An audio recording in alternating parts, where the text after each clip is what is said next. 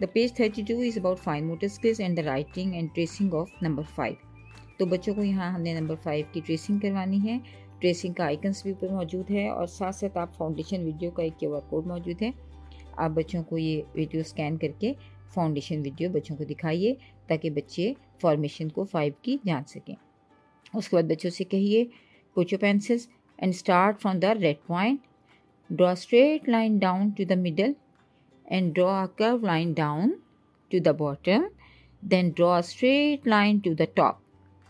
जैसे जैसे बच्चे ट्रेस कर रहे हैं उस तरह उनको बताइए। जैसे again start from the red point, draw straight line down to the middle and curve line down to the bottom, then draw a straight line to the top.